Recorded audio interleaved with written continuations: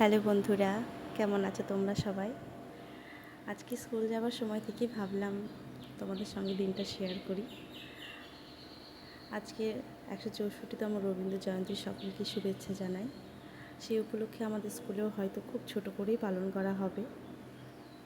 তো আমি বেরিয়েছি বাড়ি থেকে। প্রচুর রোদ পড়েছে।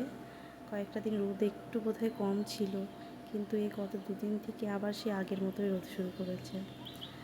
পাখির ডাকগুলো খুব সুন্দর গ্রামে আসলে পাওয়া যায়। আর এই রাস্তাগুলোতে এখন চারিদিকে ফুল ফুটে থাকছে, অনেক ধরনের, খুব ভালো লাগে। তো এই রাস্তায় ওই যে সামনেই আমি টোটো ধরবো, আর বলরাম বাড়ি আমাদের মন্দিরটা পেরিয়ে তো স্কুলে এসে আজকে দোতলার ওপরেই খুব ছোটো করে পালন করা হয়েছে, কারণ নিচে প্রচুর রোদ ছিল। আর ওদেরকে দেখে আমার স্কুল জীবনের কথা মনে পড়ে যাচ্ছে। আসলে হয়তো সকলেরই মনে পড়ে, আমরা স্কুলে যখন এরকম ধরনের প্রোগ্রাম হতো আমরা ফুল নিয়ে যেতাম, খুব মজা হতো। আমার বাড়িতেও পালন হয়, আমি আরেকবারও যেতে পারিনি, আর এবার তো স্কুলে আসলাম।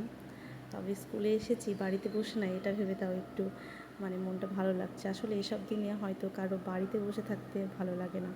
তো কবিগুরুকে আমার শতকোটি প্রণাম।